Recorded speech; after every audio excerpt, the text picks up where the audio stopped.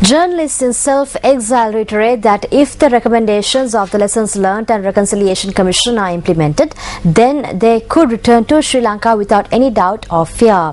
These journalists point out that they had to seek refuge in other countries because death threats were levelled at them when they were residing in Sri Lanka.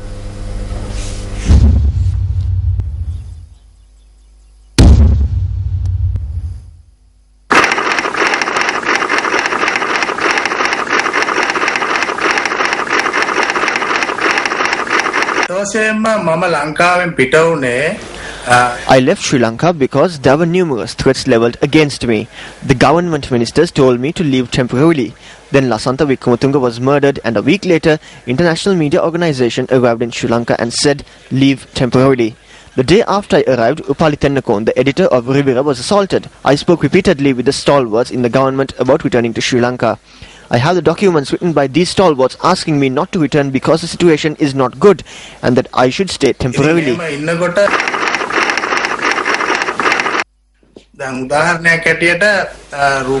For example, on the day Mawalage of the Rupawahini Corporation was assaulted, I was with my driver at a restaurant near Parliament at night. A thug with long hair came near me, pointed a finger and outlined my face. He said, "You have a beautiful face," and left. That is a clear indication that your face will be cut off. Mawalage was assaulted that night. The person who came near me was one of the two people who assaulted him. The members in our media organization know about this, but none of this was revealed.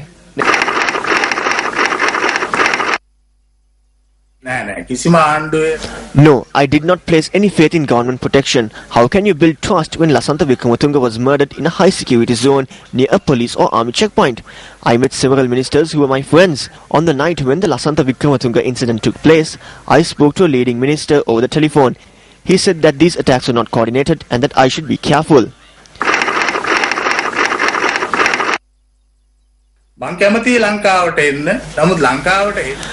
I like to return to Sri Lanka, but I believe that there should be a necessary backdrop if I am to return to Sri Lanka. The report of the Lessons Learned and Reconciliation Commission, which was appointed by the government itself, states that an extensive investigation should be conducted into the abduction, disappearance and assassination of journalists. We are prepared to return if investigations into these incidents are conducted in a transparent manner and those responsible are brought before the law. I was abducted in a white van. They broke my legs and fingers and cut my hair and shoved it inside my mouth. They bound me with a rope. I came to America to save my life and not to earn money.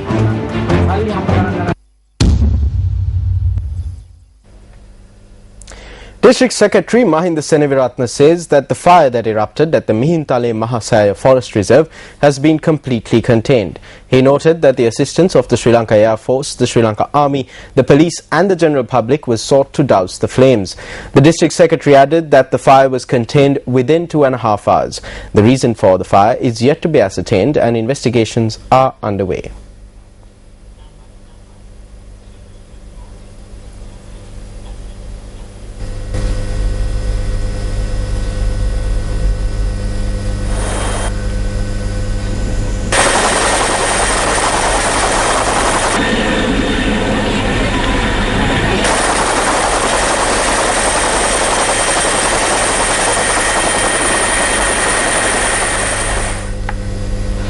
Up next is Action TV.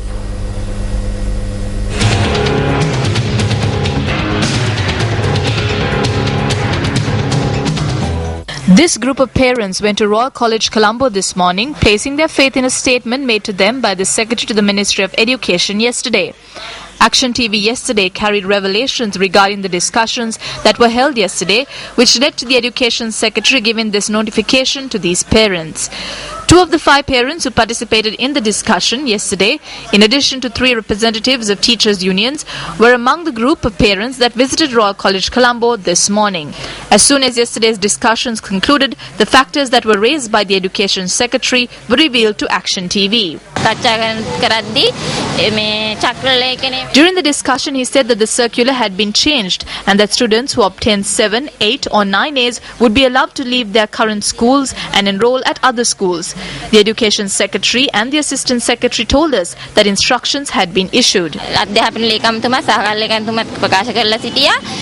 The statement made by this parent was repeated to Action TV by all the other parents and the General Secretary of the Ceylon Teachers Union who participated in the discussion. When Action TV made inquiries from the Education Secretary yesterday regarding the decisions that had been arrived at during the discussion, he instructed us to ask the General Secretary of the Ceylon Teachers Union. The Education Secretary came forward for this discussion after a group of parents commenced a Satyagraha campaign opposite the Ministry of Education, calling for the withdrawal of Education Circular No. 4 of 2013, issued by the Secretary on the 29th of April. The Satyagraha campaign was initiated as a result of the Education Secretary failing to grant an audience to these parents who made various efforts ever since the circular's release to have it withdrawn. The circular in question prevents students from transferring between national schools or between 1AB schools that come under the purview of provincial councils for their advanced levels. Among the children who were inconvenienced by this circular are the children of these parents who incidentally have obtained either 9 or 8 A passes for their ordinary level examination. The circular was issued at a time when these students had left the national and 1AB schools that they were studying in up to their ordinary levels and had been called for interviews at national schools with more facilities for enrollment to advanced level classes.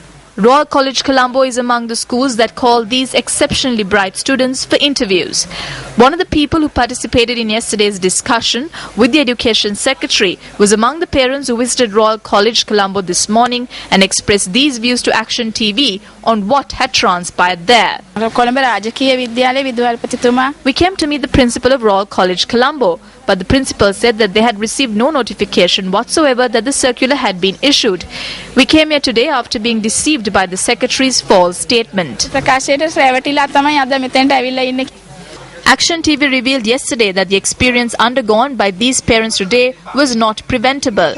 This is because the withdrawal of a circular that is in effect by word of mouth is not an acceptable or valid procedure.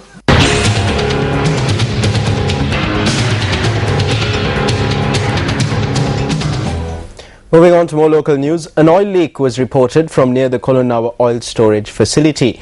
Now, when news first made inquiries regarding this from the Ceylon Petroleum Corporation, the CPC said that it suspected that the leak sprung when oil was being pumped to the storage facility from a ship. Now, the CPC noted that steps were taken to halt the pumping of the oil and to send water through the pipeline instead to detect the exact location of the leak. The CPC said that measures were taken to dispose the water that had been mixed with the oil in an environmentally friendly manner. The corporation added that leaks have been constantly reported from this pipeline and therefore measures will be taken to construct a new pipeline.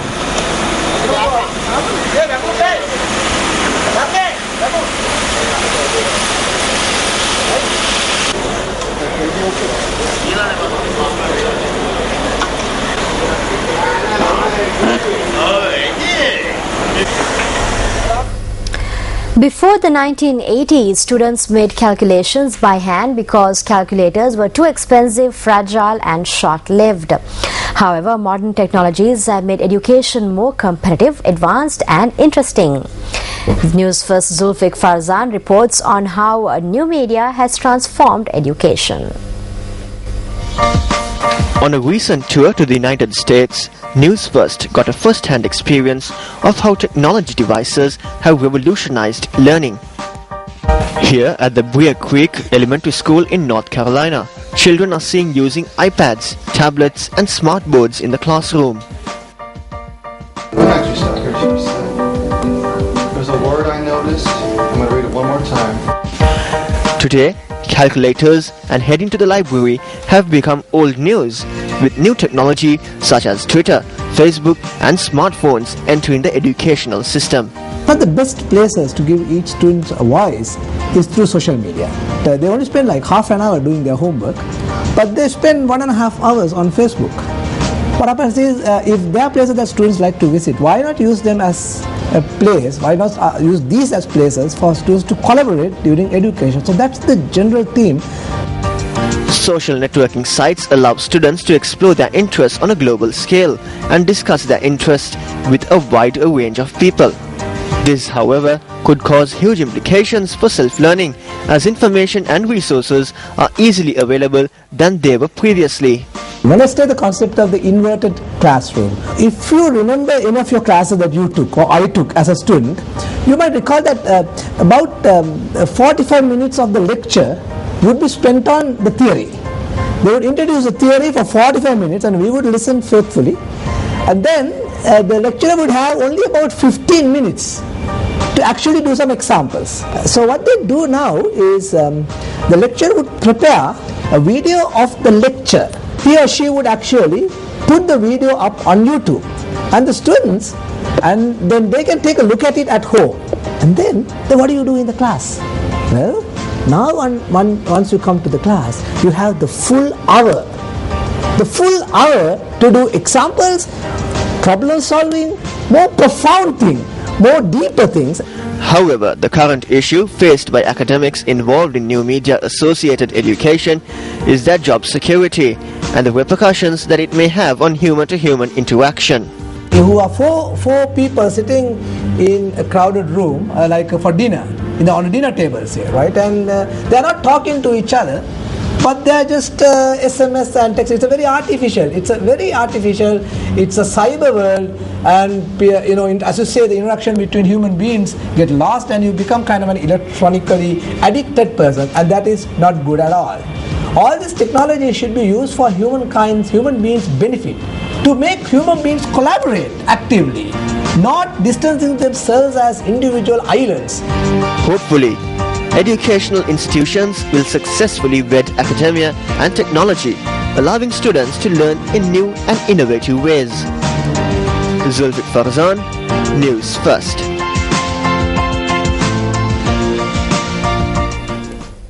Taking a look at more local news, a leading journalist in Nepal, Kunda Dixit, who is on a visit to Sri Lanka, participated in a media briefing today that was organized by the Sri Lanka Press Institute together with the Centre for Poverty Analysis.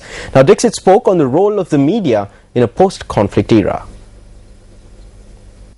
And everywhere I went, I would have interactions like these with local journalists and civil society, basically talking about the role of media in post-conflict situations, about peace journalism, about how even though the war had ended, the legacy of violence and the lack of closure, especially for the families of the missing, was a big, big problem and would stay and remain unless we covered it. And since no one else was doing it, media's role was very, very important. Unlike other wars, in Nepal in 2006, neither side won, neither side lost. Both sides went on to become the state. So it's in the interest of both sides not to really rake up the past. So they're trying their best not to look at the human rights violations during the conflict, which means that it is up to us in the media to really go and listen to the families, because even listening to them gives them a sense of relief. And one of the most amazing things was the intensity of feeling with which they reacted to the photographs. We really felt the pictures are really, really powerful. Taking a look at one of our headline stories, fishermen charge that they have not received the fuel subsidy due to them for the past 3 months, and therefore they are faced with numerous difficulties. Fishermen in several parts of the island have refrained from setting out to sea as usual due to the inclement weather prevalent in the island. Fishermen point out that they have also not received the fuel subsidy since last year. There is less fish, and therefore we have not gone to work. Fishermen have to pawn everything they possess in order to survive. Fuel was given to us at a subsidized rate for nearly a year and 9 months. Lives were sacrificed to secure the fuel subsidy. We urge the relevant authorities to grant us this subsidy without hurling blows to the stomachs of the innocent fishermen. Incidentally, at the Gammat program conducted by News First in the Kalamati area in Hungama, Ambalantota, fishermen brought this issue to the attention of Subject Minister Dr. Gwajitha Senawatna. මම හිතන්නේ මාස 3කට කිට්ටු කාලයකට ලැබිලා නැහැ. ඔබතුමාගෙන් අහන්න කැමති මේක ප්‍රමාද වෙන්න හේතුව මොකක්ද කියලා. දැන්ටත් අපි බෙදා දෙනවා දීවර සානාධාරය. මේ පළාතට නෑ මාස 3කින් විතර. දැන්ට ප්‍රධාන කාර්යාලයට ඇවිල්ලා තියෙනවා. තව හෙට අනිද්දා වෙනකොට තමුන්නාසට හම්බ වෙයි. The Gammadda program conducted by News First, providing a platform for the fishing community to directly question Minister Dr. Rajaratha Senaratne, Minister Mahinda Amaraveera and other authorities will be telecast at 10:30 p.m. tomorrow on our sister channel Sirasa TV.